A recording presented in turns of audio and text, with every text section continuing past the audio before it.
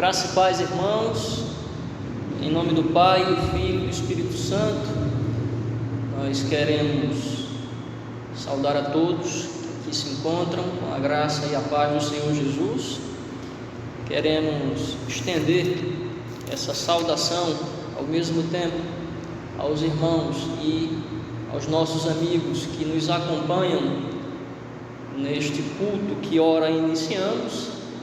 Você que posteriormente, com a publicação do vídeo, também irá nos acompanhar. Nós queremos desejar que a graça do Senhor seja com você. E nós vamos iniciar este culto com uma oração de gratidão. Gratidão a Deus por este culto, gratidão a Deus por tudo quanto Ele, por meio da providência, tem feito nas nossas vidas. Curvemos as nossas frontes e oremos. Senhor, nesse momento nós buscamos a Tua face, reconhecendo que o Senhor, acima de tudo, acima de todos, é merecedor de gratidão, é merecedor de que nós, Teus filhos, Teus servos, Teu povo, nos prostremos diante do Senhor, busquemos a Tua face, Te adoremos, Te magnifiquemos. Tu és grande, Pai, Tu és sublime, e nós temos o dever solene, de fato e de direito, de louvar o Teu nome. Te agradecemos por este culto, por este momento devocional, esse momento espiritual em que nós reunidos aqui, e os Teus filhos que nos ouvem por meio do YouTube, louvam ao Teu nome e buscam ao Senhor. Ajuda-nos, conduze-nos. Essa é a nossa oração em nome de Jesus. Amém. Quero convidar todos, quero convidar você que nos ouve a abrir a Bíblia no livro do profeta Isaías. Livro do profeta Isaías, capítulo 1, do verso 1 ao versículo de número 31. Livro do profeta Isaías, capítulo 1, do versículo 21 ao versículo de número 31. Diz assim o profeta: Como se fez prostituta a cidade fiel, ela que estava cheia de justiça, nela habitava a retidão, mas agora homicidas. A tua prata se tornou em escórias, o teu licor se misturou com a água. Os teus príncipes são rebeldes e companheiros de ladrões. Cada um deles ama o suborno e corre atrás de recompensas. Não defende o direito do órfão e não chega perante eles a causa das viúvas. Portanto, diz o Senhor dos exércitos, o poderoso de Israel: tomarei satisfações aos meus adversários e vingar-me-ei dos meus inimigos. Voltarei contra ti a minha mão, purificar-te-ei com uma potassa das tuas escórias e tirarei de ti todo o metal impuro. Restituir-te-ei os teus juízes como eram antigamente, os teus conselheiros como no princípio. Depois te chamarão cidade de justiça, cidade fiel. Sião será redimida pelo direito e os que se arrependem pela justiça. Mas os transgressores e os pecadores serão juntamente destruídos, e os que deixarem o Senhor perecerão. Porque vos envergonhareis dos carvalhos que só cobiçastes, e sereis confundidos por causa dos jardins que escolhestes. Porque sereis como o carvalho, cujas folhas murcham, e como a floresta que não tem água. O forte se tornará uma estopa, e a sua obra em faísca. Ambos arderão juntamente, e não haverá quem os apague. Louvado seja Deus. Palavra do Senhor lida. Guardemo-na, portanto. Vamos abrir o nosso hinário no cântico de número 19. Cântico de número 19, que tem como título Rei Sublime.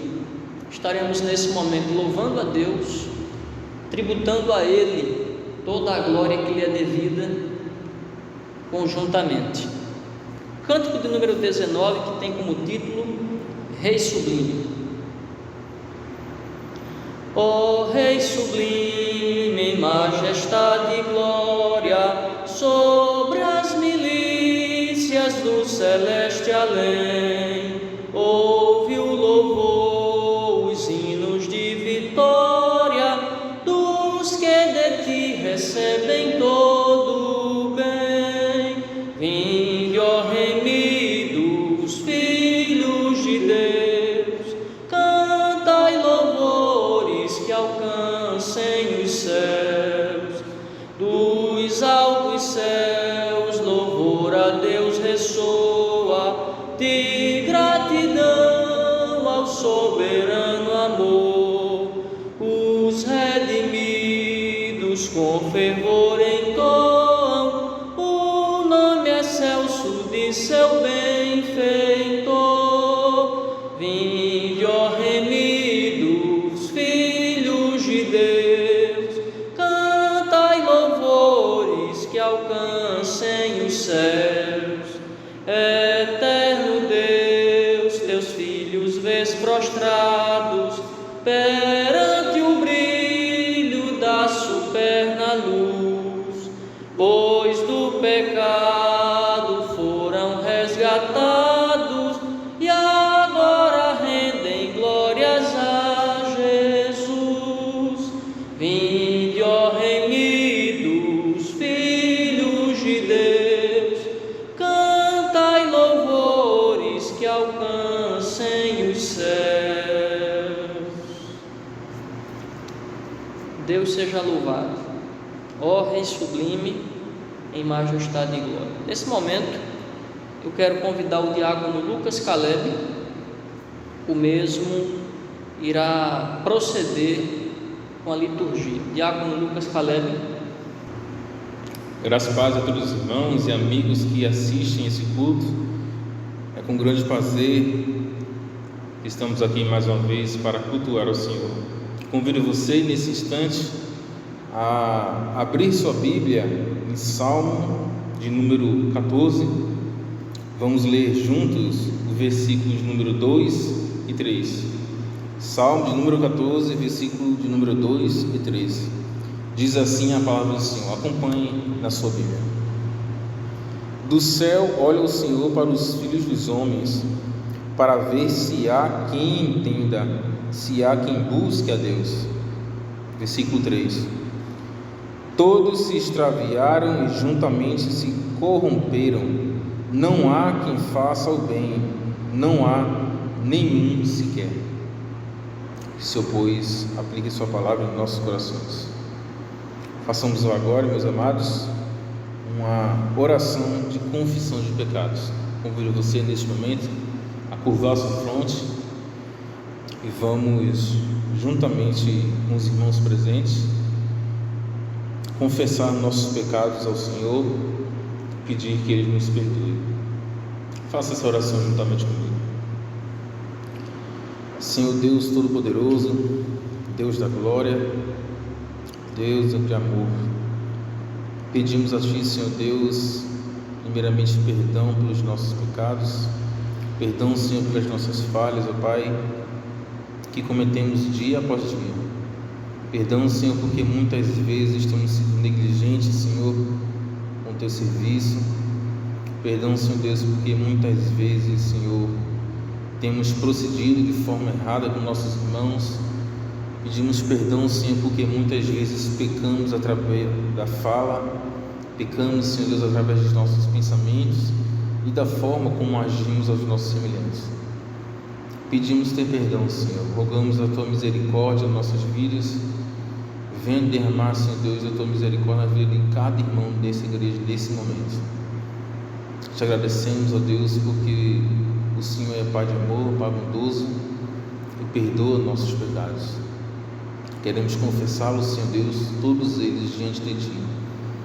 e confessar, Senhor Deus, de coração aberto, de coração sincero, Pai, que nos arrependemos de nossas falhas e precisamos de Ti para mudar, Senhor Deus.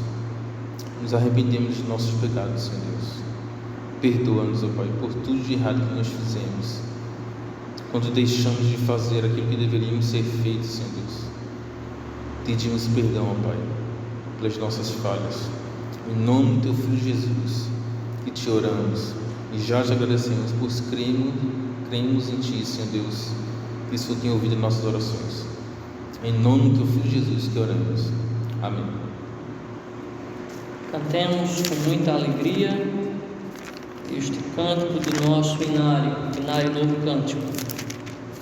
Cântico de número 74, que tem como título Sinceridade. Jesus, Senhor, me achego a Ti, Tua ira santa mereci, o Teu favor me estende aqui, aceita um pecador. Eu venho como estou, sim, venho como estou, porque Jesus por mim morreu. Eu venho como estou. As minhas culpas grandes são, mas Tu que não morreste em vão, me podes conceder perdão. Aceita um pecador.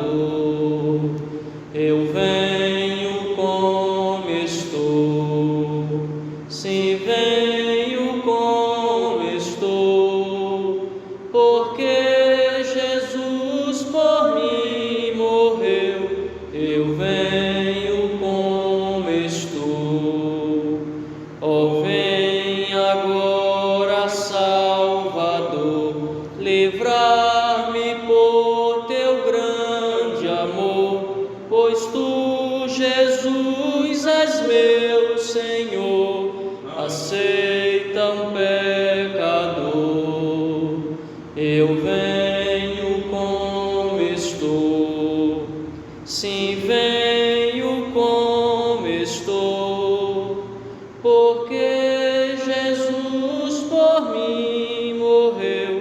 Eu venho como estou. Amém.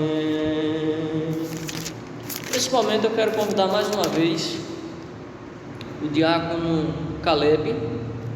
Ele estará lendo a palavra de Deus mais uma vez, desta feita na Epístola aos Gálatas, capítulo 5, versículos 24 e 25. Diácono Caleb. Amém. Leitura de um livro de Gálatas, capítulo de número 5. Lerei o versículo 24 e também o versículo de número 25. Diz assim a palavra do Senhor: E os que são de Cristo Jesus crucificaram a carne com as suas paixões e concupiscências. Se vivemos no Espírito, andemos também no Espírito. Amém. Convido você mais uma vez a curvar a sua cabeça e juntos façamos um momento de intercessão. Vamos orar agora pela igreja. Oremos pelos enfermos, pelos médicos, pela nação e pelos missionários. Nossos amados irmãos que estão nesse momento tão longe de casa, enfrentando inúmeras perseguições, com o intuito de levar a palavra de Deus a todos os recantos da terra. Faça essa oração juntamente comigo. Senhor Deus, Pai Todo-Poderoso, mais uma vez, Senhor, em Tua presença, gostaríamos de falar contigo, Senhor, e te pedir a favor da Tua igreja, Pai. Venha abençoar, Senhor Deus, toda a Tua igreja, todos os irmãos, ó Pai, aqueles que estão enfermos, aqueles que estão desempregados, Senhor, aqueles que enfrentam nesse momento essa terrível doença que é o Covid-19. Vem abençoar, Senhor, toda a tua igreja. Abençoa os pastores, ó Pai, os presbíteros, os diáconos, o oficialato da tua igreja, Pai. Vem abençoar também, Senhor, as sociedades da igreja, sociedades que têm trabalhado tanto dia após dia para levar o teu evangelho às tuas nações. Oramos também, ó Deus, intercedemos nesse momento pelos enfermos, aquelas pessoas que talvez nesse momento não tenham condições de se levantar da sua própria cama. Aqueles irmãos, Senhor, amados irmãos que estão em leitos de UTI, em hospitais. Sabemos, Senhor Deus, que Tu és o médico dos médicos e não existe doença que o Senhor não possa curar. Cremos em Ti, Senhor Deus, cremos na Tua soberania. Pedimos, Senhor Deus, que venha estender a Tua mão sobre esses irmãos e venha derramar a Tua cura. Em nome de Jesus, Senhor Deus, é isso que nós te pedimos. Em Tua presença, Senhor Deus, também te pedimos, Senhor, intercedemos nesse momento pelos profissionais da área da saúde que estão, Senhor Deus, lutando na linha de frente contra esse novo vírus, que estão arriscando, Senhor Deus, as suas vidas, muitas vezes, Senhor Deus, por semanas, meses, sem ter o direito de ver a própria família, mas estão lá, Senhor, lutando com todo carinho, com todo amor, em prol de vidas de outras pessoas, Senhor. Abençoa, Deus, guarda cada profissional da saúde, cada amado irmão da nossa igreja, Senhor Deus, que trabalha na área da saúde, Senhor. Venha abençoar, Senhor Deus, venha proteger, venha estender a Tua mão, Senhor Deus, e guardá-los de todo mal. Oramos também, Senhor, pelo Brasil, em nome de Jesus, Senhor Deus, pelas lideranças políticas do Brasil, que essas pessoas venham a inclinar seu coração para Ti, venham buscar cada vez mais sabedoria em Ti, Senhor Deus, sabedoria na Tua palavra, não nos seus próprios corações. Te pedimos, Senhor Deus, isso, em nome de Jesus, pois sabemos que essa nação é Tua, Senhor Deus, para a honra e glória apenas, unicamente do Teu nome. Te pedimos também, Senhor Deus, em prol daqueles amados irmãos missionários, de famílias missionárias, que estão tão longe de suas casas, tão longe das pessoas que elas amam, e se dispuseram a fazer isso por amor à Tua obra, Senhor Deus. Se encontram agora, neste momento, Senhor Deus, nos lugares mais inóspitos da terra, com a única intenção de espalhar a Tua palavra, de espalhar as Tuas boas novas, Senhor Deus. Vem prover tudo o que esses amados irmãos têm necessitado, Senhor. Em nome de Jesus, protege-os, Senhor Deus. Sabemos que existem tantos lugares no mundo onde é um crime falar do Teu Evangelho. Existem tantos lugares do mundo onde os irmãos, nossos amados irmãos cristãos, têm sido mortos, Senhor, das piores maneiras possíveis, porque pregam a Tua palavra, Senhor. Vem proteger, Senhor Deus, vem estender a Tua mão na vida dessas pessoas. É isso que te oramos, Senhor Deus, e com o coração cheio de fé, fé em Tua palavra, Senhor, fé em Ti, porque o Senhor é poderoso. Oramos em nome do Teu Filho Jesus. Amém. Amados irmãos, passemos agora para o momento de cânticos. Convido nesse momento o reverendo Renildo Pedro, que estará conduzindo toda a igreja nesse momento a louvor e adoração. Vamos cantar, Senhor, formoso és. Senhor, formoso és. Tua face eu quero ver,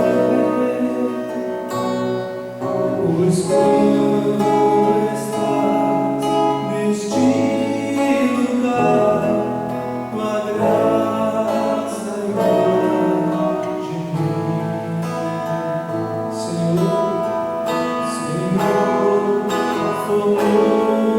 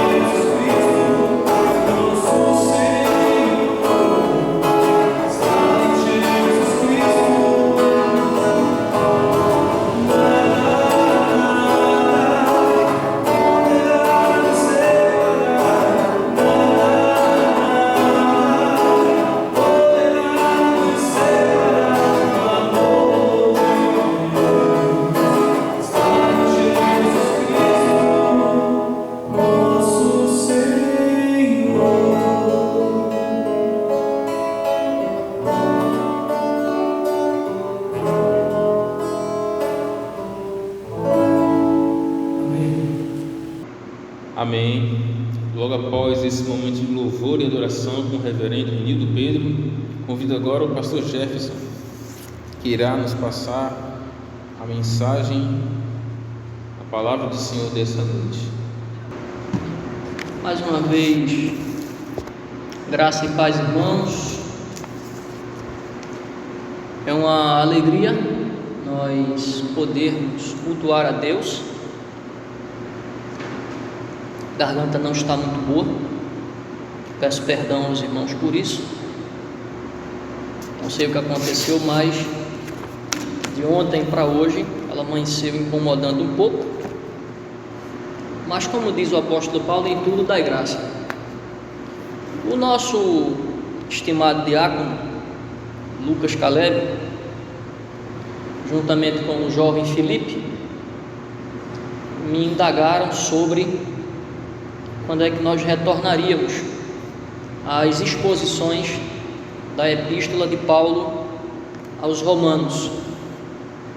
Eles têm feito um trabalho muito interessante de organização do nosso canal, e isso há de ajudar muito, porque na medida em que nós vamos expondo a carta aos Romanos, as mensagens vão ficando lá catalogadas, devidamente registradas, e os irmãos, sempre que tiverem o interesse de acessar esse conteúdo, terão à sua inteira disposição. Então hoje nós vamos continuar. Eu quero convidar os aqui presentes e também você que nos acompanha a abrir a Bíblia em Romanos capítulo 3, do versículo 9 ao versículo de número 18.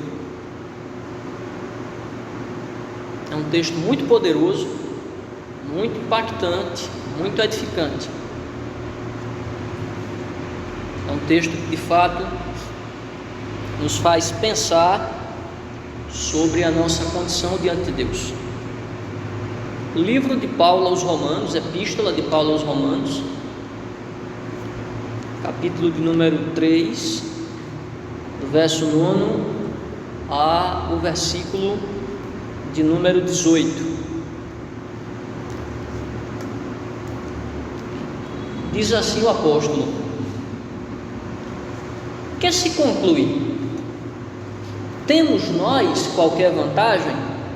Não, de forma nenhuma, pois já temos demonstrado que todos, tanto judeus como gregos, estão debaixo do pecado, como está escrito: não há justo, nenhum sequer, não há quem entenda, não há quem busque a Deus. Todos se extraviaram, a uma se fizeram inúteis. Não há quem faça o bem, não há nenhum sequer. A garganta deles é sepulcro aberto, com a língua urdem engano. Veneno de víbora está nos seus lábios. A boca eles a têm cheia de maldição e de amargura. São os seus pés velozes para derramar sangue. Nos seus caminhos há destruição e miséria. Desconheceram o caminho da paz. Não há temor de Deus diante dos seus olhos. Vamos orar? Vamos buscar a Deus mais uma vez em oração. Senhor, aqui estamos nós, que lemos a Tua palavra e recebemos ela como um meio de graça, como verdade do Senhor, como pão da vida para as nossas almas. Fale conosco, é o que nós te pedimos em nome de Jesus. Amém. Queridos irmãos, existe uma lei que ela também é assumida tanto pela filosofia quanto pela ciência como um princípio que rege e de algum modo, de alguma maneira, ela determina a vida. Ela é extremamente importante para a vida, em tudo o que nós fazemos. Quando nós tomamos consciência dessa lei, nós passamos a visualizá-la e passamos, de certa forma, a ser gratos a Deus, porque a partir da observação, da constatação, do conhecimento, nós percebemos a veracidade da mesma, uma lei que foi estabelecida pelo próprio Deus.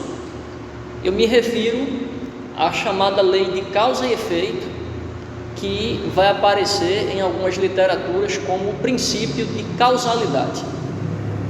O que esse princípio, o que essa lei, ela afirma?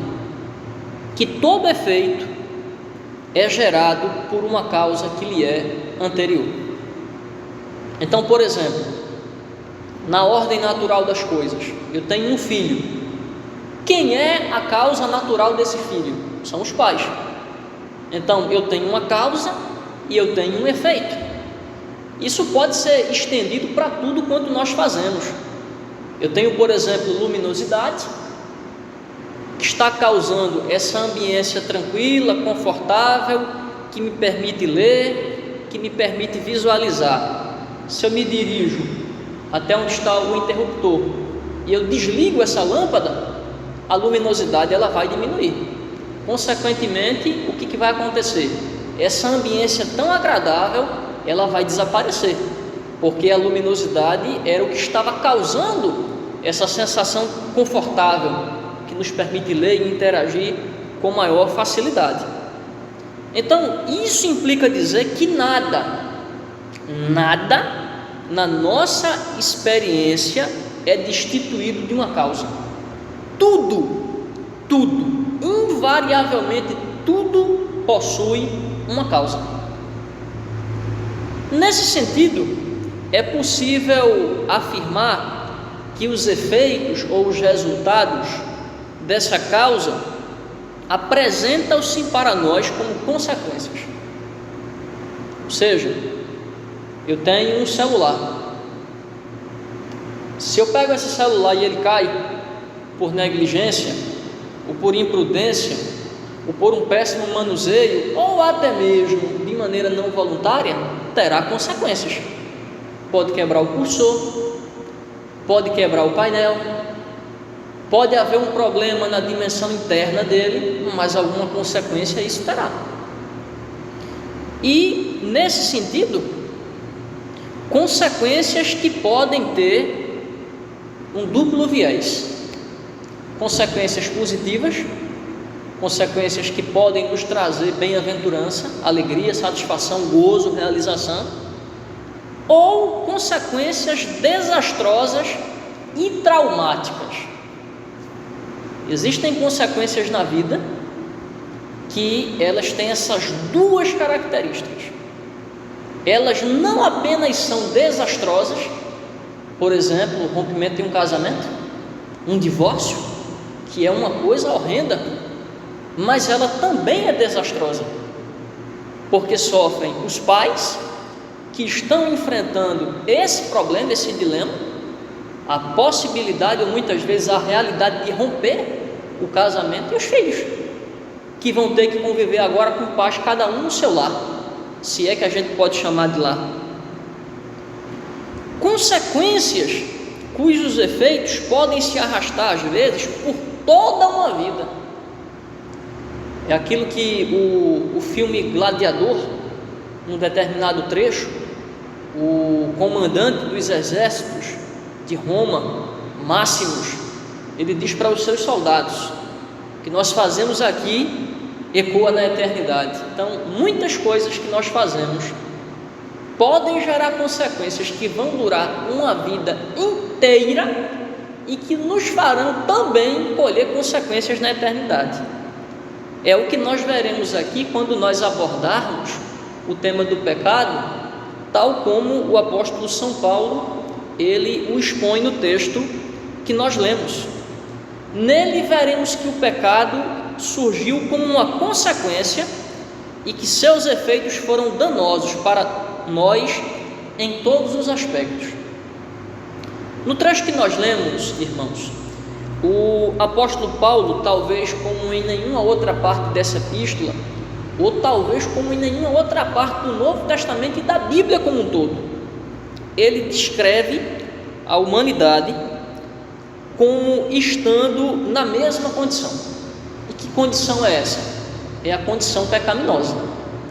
É como se Paulo pegasse instrumentos de medição e ele dissesse: olha, se nós usássemos essa medida aqui, nós veríamos que toda a humanidade perante Deus encontra-se exatamente no mesmo nível. Todos são igualmente pecadores diante de Deus. Nós sabemos que o único homem que pisou na terra e que não tinha uma natureza corrompida foi o nosso Redentor e Mestre, o Senhor Jesus Cristo. Então, quando Paulo diz que todos estão debaixo dessa mesma condição, de uma condição pecaminosa, ele afirma que Deus, em sua santidade, em sua pureza, ao olhar para os homens, ele os enxerga exatamente como eles são no estado pós-queda. Ele não olha para um e diz assim: aquele ali é justo, aquela ali é santa. Não, ele olha para a terra, ele vê que todos são pecadores. Daí a necessidade dele ter enviado Jesus Cristo. E por isso, Paulo, ao escrever aqui, como já vinha fazendo, ele vai combater o nacionalismo judeu e ele vai mostrar que diante de Deus, nem judeus nem gentios podem se orgulhar diante de Deus. Nem judeus nem gentios podem comparecer perante Deus como se pudessem apresentar alguma coisa boa. Ao mesmo tempo, o apóstolo Paulo vai mostrar contundentemente que, sendo o pecado algo que afeta toda a raça humana, todo o gênero humano, a sua presença na nossa experiência traz consigo consequências danosas. Por isso, eu quero hoje discorrer na palavra de Deus com os irmãos e quero lhes falar sobre os efeitos do pecado na experiência humana. Quais os efeitos do pecado na experiência humana? Primeiro, o pecado passou a ser uma condição inerente a todos nós. Acompanhem comigo a leitura do verso 9. Paulo diz: que se conclui? Temos nós qualquer vantagem? Não, de forma nenhuma, pois já temos demonstrado que todos, tanto judeus como gregos, estão debaixo do pecado. Já faz algum tempo que nós estamos expondo, eu e o reverendo Renildo, a epístola de Paulo aos Romanos. E com o decorrer das exposições, eu acredito que tenha ficado muito claro para os irmãos como Paulo, ele combateu veementemente o orgulho judeu, aquilo que eu chamei de nacionalismo judaico, a pretensa arrogância de que, sendo filhos de Abraão, descendentes dos patriarcas, eles teriam uma posição sobreelevada. E o apóstolo Paulo, ao responder contundentemente a esse nacionalismo exagerado, ele apresenta alguns atributos divinos: a graça, a fidelidade, a justiça e a verdade, e ele contrasta a partir desses atributos justamente com a pessoa do nosso Deus e sua relação com a humanidade. Então Paulo mostra que Deus é gracioso para com quem?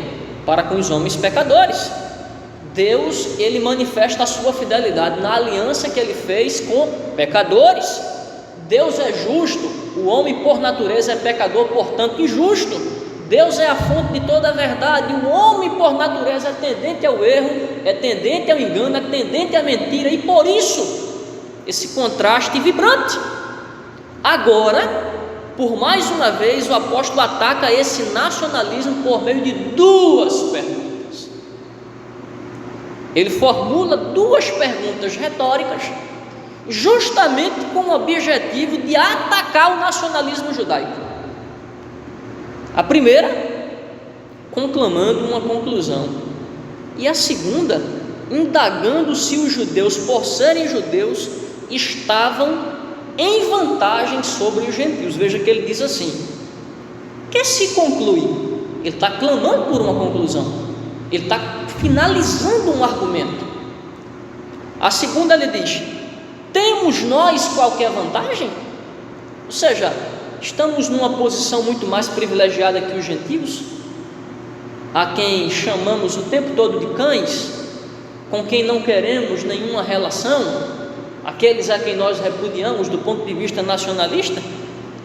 O doutor F.F. Bruce, ele parafraseia essa pergunta paulina da seguinte maneira: não se segue que somos superiores àqueles gentios que não têm os privilégios que temos. Aqueles estavam se arrogando superiores por conta da aliança, a tão falada doutrina da aliança, que fora firmada com o patriarca, que fora firmada com Moisés. E a resposta afirmativa de Paulo é: não há superioridade entre judeus e gentios. E esse não tão veemente que Paulo utiliza para negar essa suposta superioridade dos judeus em relação aos gentios, confirma a nossa tese de que o pecado, como uma condição que nos é inerente, ele seja o primeiro efeito danoso do pecado na nossa vida. Veja, ele não apenas está na origem, daqui a pouco a gente vai ver, mas ele também é uma consequência desastrosa, porque na medida em que nós pecamos, nós desagradamos a Deus. O pecado faz com que nós nos voltemos contra Deus. O pecado faz com que nós andemos de uma forma que Deus, ele não tem agrado algum. Ou seja, Paulo, como judeu, tanto é que ele usa a expressão temos nós, ele se coloca na mesma condição. Ele vai dizer todos, ele não se exime, ele não se exclui, ele se inclui nesse bojo, como que dizendo: eu que escrevo, vocês que recebem a carta, e os judeus que tinham um nacionalismo exagerado, tanto quanto os gentios, vivemos debaixo da mesma condição, de uma condição pecaminosa, desde que o primeiro casal desobedeceu a Deus e comeu do fruto proibido. Ou seja, Paulo, ele tinha uma consciência plena da sua condição, e essa consciência, ela vai ficando cada vez mais evidente quando nós nos voltamos para a expressão que ele utiliza: pois já temos nós demonstrado. Quer dizer, ele não apenas afirma, mas ele argumenta, ele estrutura todo um argumento, ele levanta uma série de argumentos que possam corroborar com a sua tese. Somos pecadores diante de Deus, e o capítulo 1, capítulo 2 da epístola demonstram isso de maneira muito clara. Isso é importante porque mesmo Paulo tendo as experiências que ele teve, mesmo tendo sido chamado para ser apóstolo dos gentios, ter escrito as cartas que escreveu, o privilégio de ter sido um desbravador do cristianismo, um escritor bíblico, isso nos mostra que Paulo, ele, na sua relação com Deus, ele se colocava numa condição de pecador. Isso mostra a grandeza do apóstolo dos gentios, um homem que, sendo quem era, ele procura se colocar na mesma condição. Daí ele poder escrever no tom que escreveu, com a autoridade que escreveu, com a pujança que escreveu. Isso nos lembra o profeta Daniel, que viveu entre os exilados da Babilônia. Ele vai dizer no capítulo 9 algo muito interessante, que de certa forma reflete esse mesmo entendimento de Paulo. Ele diz: orei ao Senhor, confessei e disse: temos pecado e cometido iniquidades, procedemos perversamente e fomos rebeldes, apartando-nos dos teus mandamentos e dos teus juízos.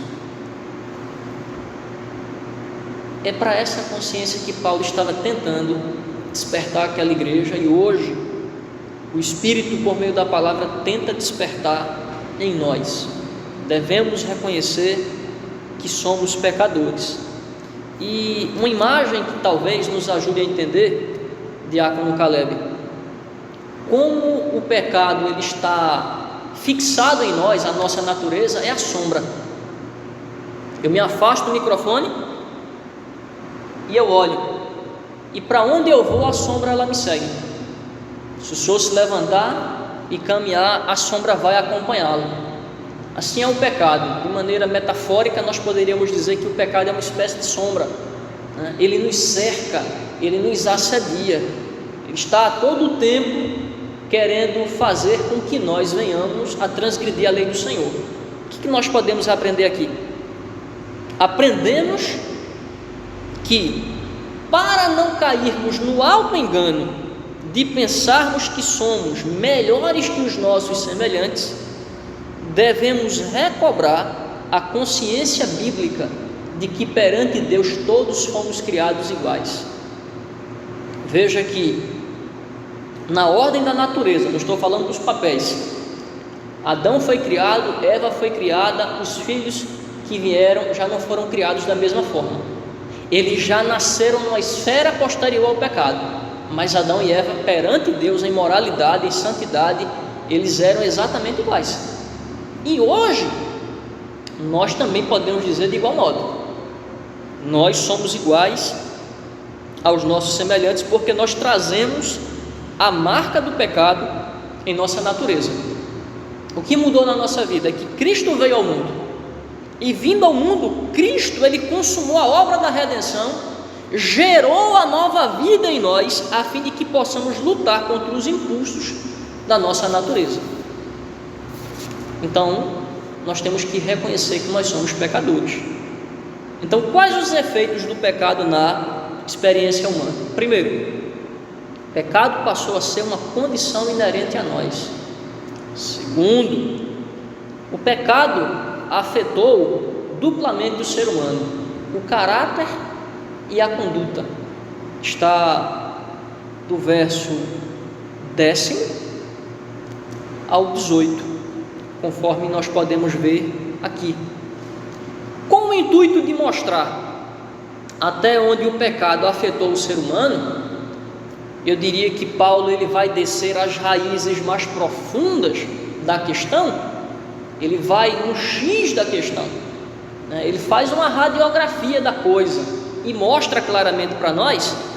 Ele vai recorrer a textos do Antigo Testamento, como era comum, como era muito comum nos seus escritos. O rodapé da Bíblia de Genebra, que é a Bíblia que nós utilizamos, e também o Dr. Bruce, a quem eu já citei, o eminente Dr. Frederick Five Bruce, eles apontam que nesses 9 versículos Paulo cita 7 passagens diferentes do Antigo Testamento. E veja que Paulo, antes de citar essas passagens, ele vai dizer assim: como está escrito. O que Paulo faz? Ele legitima aquilo que ele havia dito anteriormente com passagens do Antigo Testamento. E quando ele faz isso, ele está dizendo o seguinte: eu falo não somente com conhecimento de causa, mas o falo de maneira autoritativa, porque a palavra de Deus é quem assim o diz. Ele não era arrogante, diácono Lucas, a ponto de dizer assim: não, eu reconheço que a natureza humana é caída e por isso eu vos digo. Não, ele diz assim: como está escrito. Ou seja, olhem para o Antigo Testamento, olhem para os profetas, olhem para o Pentateuco, para Moisés e para todos aqueles que escreveram, e vocês vão ver que aquilo que eu estou dizendo é a verdade. Basta recorrer às Escrituras. Nos versículos 10 a 18, a parte B principalmente, Paulo, a meu ver, ele faz a descrição mais crua e nua dos efeitos do pecado sobre o caráter e a conduta humana. Por que é importante nós salientarmos o caráter e a conduta?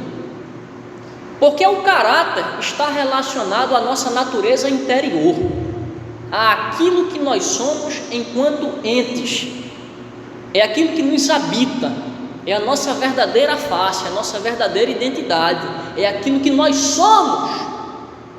E quando nós falamos da conduta, é aquilo que nós realizamos. Por que isso é importante? Porque às vezes nós temos um caráter deformado, mas vendemos uma imagem como se não o tivéssemos. Só com o passar do tempo, com o andar das coisas, é que a nossa natureza ela vai aparecendo, ela vai sendo demonstrada. Mas Paulo ataca o X do problema. Ele diz assim: você, de maneira integral, de maneira generalizada, é pecador. Semana passada eu estava num supermercado, não vou mencionar o nome, estava na fila e havia círculos que o mercado, de maneira muito prudente, atendendo aquilo que os órgãos têm determinado, havia situado para que as pessoas mantivessem uma distância. E estou eu aqui no círculo, e uma distância da pessoa que está adiante de mim. E a pessoa que estava atrás tocou no meu ombro. Eu disse: a fila está andando. Aí eu me virei para ele e disse: sim, tudo bem, mas o supermercado fixou círculos para que nós mantenhamos uma certa distância. Veja, uma coisa tão simples, uma coisa tão simples, parece ser ingênua, mas numa situação como essa. Numa outra ocasião, o outro disse assim: onde está Deus? Mas Deus permitiu que uma tragédia dessa se abatesse sobre nós? E eu me virei para ele e disse: está certo. E você está atento à maior tragédia que já sobreveio à raça humana, que é o pecado? O coronavírus? Daqui a alguns dias, daqui a alguns meses, vão encontrar uma vacina para ele, uma medicação.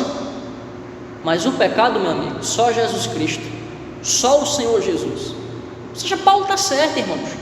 Nós, humanamente falando, depois da queda, somos moralmente depravados por dentro e por fora, naquilo que pensamos, naquilo que sentimos, naquilo que falamos e naquilo que praticamos.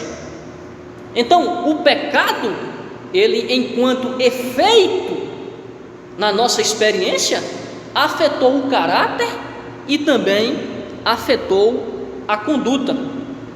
Na lista que Paulo ele faz, ele enumera algumas questões que merecem uma consideração especial. Por exemplo, ele diz assim: não há justo, nenhum sequer, não há quem faça o bem. Ora, aqui está explícita a doutrina da depravação total. O homem, ele é literalmente, moralmente depravado diante de Deus. Ele não se inclina para o bem, ele não tem o desejo de fazer o bem, ele não tem o desejo de agradar a Deus, ele não tem o desejo de fazer as coisas que são conforme o Espírito de Deus.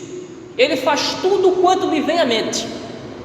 Ele ignora Deus, os seus princípios, os seus imperativos, e ele diz assim: farei o que quiser, viverei da forma que bem entender. Não é o que tem acontecido? Não é o que os homens têm feito no decorrer dos anos? Vivem como se Deus não existisse. Por isso é que está a roubalheira, me desculpem a expressão, a corrupção, a injustiça, a impunidade, a violência, a recorrência de homens sanguinários.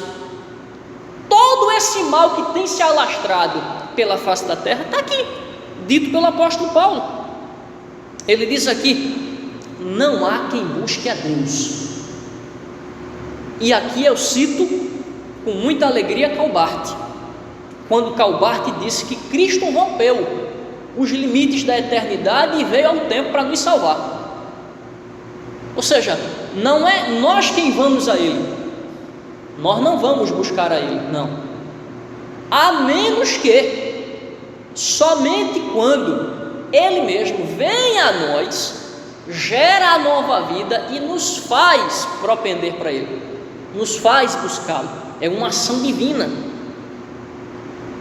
Seus pés são velozes para derramar sangue. Veja, está em xeque aqui o caráter sanguinolento, sanguinário, violento, que o ser humano carrega dentro de si. Essa história é antiga.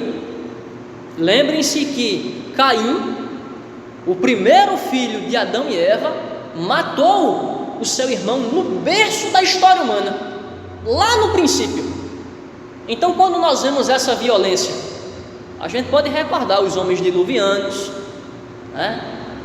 O pecado havia tomado conta da face da terra, a violência estava num caos terrível e Deus teve que destruir a humanidade. E quantas vezes Deus teve que punir a humanidade? Porque a sanguinolência do ser humano aflorou. E por último, eles desconhecem o caminho da paz, ou seja, a paz que orienta o coração, a paz que nos faz sentir tranquilidade. Eu dizia essa semana a um irmão amado que me telefonou: temos paz nessa pandemia porque temos Cristo. Embora o mundo esteja aí descabelado, por assim dizer, estão aflitos, estão perdidos, estão como que vagueando, nós estamos tranquilos, serenos. Estamos atravessando? Estamos, mas temos paz, porque temos a paz de Cristo que orienta os nossos corações. Então, ao dizermos que o pecado, como efeito danoso, ele afetou o nosso ser de maneira integral, nós podemos dizer: ele nos desfigurou e nos fez nos afastar do nosso Criador. O que nós podemos aprender aqui? Aprendemos que após nossos primeiros pais pecarem contra Deus comendo do fruto proibido, todos fomos vitimados com essa marca terrível. Antigamente, diácono Lucas, o animal, quando era comprado, eles usavam o ferro para marcar. Havia um símbolo ali, ou até iniciais, que era usada. Assim somos nós, trazemos essa marca terrível que é o pecado em nós mesmos. Pecado esse que a única coisa que ele é capaz de fazer é nos distanciar de Deus, nos descaracterizar, nos desfigurar. Mas graças a Deus que Cristo veio para nos remir, nos mostrar o caminho por excelência e por meio do Divino Espírito Santo nos fazer semelhante a Ele. Ele que é a perfeita imagem de Deus o Pai. Então, enquanto o pecado nos atingiu por dentro e por fora, a graça de Cristo também, de igual modo, ela vem, muda o nosso interior e muda o nosso exterior para que nós possamos nos parecer mais e mais com Cristo. Quais os efeitos do pecado na experiência humana? Primeiro, o pecado é uma condição inerente a todos nós. Segundo, o pecado afetou o caráter e conduta humanos. Terceiro, o pecado tem sua origem na ausência de temor a Deus. Veja aí o versículo 18. Não há temor de Deus diante de seus olhos. Eu acredito que Paulo aqui, ele condensou e ele apresentou o mais terrível dos efeitos que o pecado é capaz de produzir na vida humana, na natureza humana, na experiência humana, que é a ausência de temor a Deus. Os cultos aqui da igreja, os presbíteros, os diáconos, os pastores, eu e o reverendo Renildo, nós temos salientado muito isso. Deus é um ser soberano, altíssimo, justíssimo, santíssimo, onipotente, magnânimo. Por isso nós temos o dever de tratá-lo com temor, com reverência. Devemos tratá-lo com as qualidades que ele requer que nós o tratemos. E o Dr. Russell Shedd, ele diz algo que para mim é basilar. Ele diz assim: a ausência de temor a Deus está na raiz do pecado original e de toda forma de pecado. Veja que coisa interessante. A falta de temor a Deus está na raiz de toda a forma de pecado, como também do pecado original, daquilo que os nossos pais fizeram e em decorrência disso veio a desencadear. O raciocínio é simples. Adão pecou porque ele não temeu o Senhor, não reverenciou o Senhor. Nós, como filhos de Adão, fazemos jus à linhagem do nosso pai. Tal como ele, nós não tememos a Deus, a menos que Deus ele nos converta, a menos que Deus ele mude a nossa natureza. Ou seja, os homens, no afã de satisfazerem a si mesmos e a sua própria vontade, eles ignoram a Deus, mas eles caem num engano terrível. Eles pensam que Deus vai ignorar os seus pecados e que eles não ficarão e que eles não serão punidos por isso. E a Escritura vai mostrar exatamente o contrário. Deus ele ignora os pecados do seu povo. Por quê? Porque Cristo pagou pelos nossos pecados e Ele mesmo nos habilita a lutar contra o pecado. Mas os ímpios que pecam por prazer, que pecam deliberadamente e que se arvoram e que se gloriam no pecado, não serão ignorados as suas faltas e serão devidamente punidas na eternidade. Está no capítulo 1, quando Paulo vai dizer no versículo 18: a ira de Deus se revela do céu contra toda impiedade e perversão dos homens que detêm a verdade pela injustiça. O professor Champlin, comentando esse texto, ele diz: temer a Deus consiste em possuir o devido senso de sua majestade e santidade, justiça e bondade de Deus, que devem nos tornar temerosos de ofendê-lo. No caso de cada um desses atributos de Deus, é apropriado que eles criem um temor paralelo na mente de cada crente. Olha o que Champlin está dizendo aqui. Quando nós olhamos para os atributos de Deus, Ele é onipresente, está em toda parte. Ele é onisciente, Ele conhece todas as coisas. Ele é onipotente, tem todo o poder. Ele é a justiça suprema, Ele não comete nenhum dolo. Isso deve gerar na nossa mente uma imagem, ainda que limitada, daquele com quem nós nos relacionamos. E Champlin vai dizer, isso deveria gerar temor. Eu fico pensando quando nós nos deparamos com uma autoridade humana e nós tratamos com reverência, tratamos com respeito. Imaginem o soberano de todo o universo. Isso quer dizer que ao olhar para os atributos de Deus, e Champlin vai dizer principalmente a santidade, pureza, justiça e retidão, devemos demonstrar toda a reverência, e mais do que isso, nós devemos procurar reproduzir esses atributos. Então, por exemplo, quando ele fala que santidade, devemos nos esforçar por ser pessoas que vivem a santidade e a pureza nas nossas vidas. A justiça, a retidão, a misericórdia, o amor, todos os atributos morais de Deus devem ser replicados, para que se evidencie que houve uma mudança da falta de temor, que é inerente ao ser humano, e o temor que foi restaurado pela presença do Espírito e da graça divina. Quando dizemos que na raiz de toda forma de pecado está aí a falta de temor a Deus, estamos falando do pouco reconhecimento que os homens têm demonstrado frente à tarefa de temer a Deus. O Salmo 36, verso 1 diz assim: há no coração do ímpio a voz da transgressão, não há temor de Deus diante dos seus olhos. O que isso quer dizer? Ou seja, não havendo temor de Deus no coração, não pode haver obediência. É uma coisa que se processa de dentro para fora, não é uma coisa que se processa de fora para dentro. É uma coisa que acontece no ser, e o ser transfere para a realidade, para as práticas, para as obras, para aquilo que nós realizamos.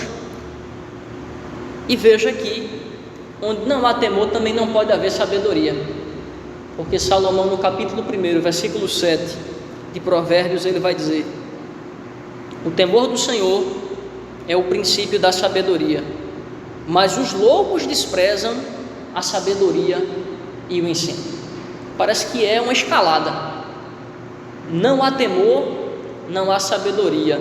Não há sabedoria, não há temor. E não havendo nenhum dos dois, não pode haver um relacionamento com Deus, uma obediência a Deus e o cumprimento da vontade de Deus. O que nós podemos aprender aqui? Aprendemos que o temor ao Senhor deve ser o compromisso que devemos assumir diariamente. Devemos viver o tempo inteiro tendo esse princípio como bússola. Tenho que temer a Deus, preciso temer a Deus, sou filho de Deus, sou servo de Deus, vivo para Deus e morrerei para Deus se necessário, portanto tenho que temê-lo. Deus é digno de ser temido e reverenciado. O próprio Jesus nos ensinou isso. Ele serviu a Deus, obedeceu ao Pai, se submeteu à sua vontade irrestritamente e se esforçou em todo o tempo para que o Pai ele fosse glorificado. Então olhemos para Jesus, nos espelhemos na sua vida, nos seus gestos, nas suas palavras, nos seus ensinos e vivamos para a glória de Deus. A minha oração, irmãos, é que o Senhor, o mesmo Senhor que nos salvou, o mesmo Senhor que nos redimiu, Ele nos faça olhar para esses efeitos e Ele nos habilite a lutar contra o pecado, para que o Seu nome possa ser glorificado na nossa vida e ao mesmo tempo para que nós possamos crescer mais e mais em comunhão com Ele. Deus abençoe em nome de Jesus. Amém. Eu quero nesse momento convidar o nosso precioso diácono Lucas. Ele estará orando a oração final, também estará orando pelas famílias e na sequência eu vou impetrar a bênção. Quero convidá-lo, nosso precioso diácono, oração final, oração pelas famílias e na sequência eu impetro a bênção. Amém, meus amados. Oremos nesse instante. Senhor Deus, Pai Todo-Poderoso, queremos primeiramente, Senhor, te agradecer por mais uma vez, Senhor Deus, o Senhor ter falado aos nossos corações. Obrigado, Senhor. Obrigado pelo sacrifício de Cristo na cruz. Obrigado por essa palavra poderosa que tocou diretamente os nossos corações. Venha abençoar, Senhor Deus, cada irmão que está assistindo esse vídeo em suas casas. Em nome de Jesus, nos leve em paz de volta para nossas casas, Senhor.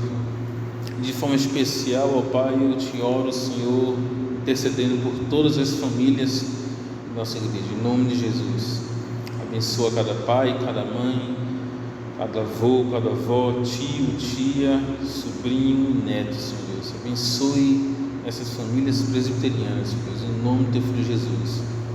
Vem guardar, Senhor, vem derramar teu amor e tua paz na vida dessas pessoas. Que tenhamos, Senhor Deus, a partir de amanhã, em nome de Jesus, uma semana abençoada para a honra e glória unicamente do teu nome.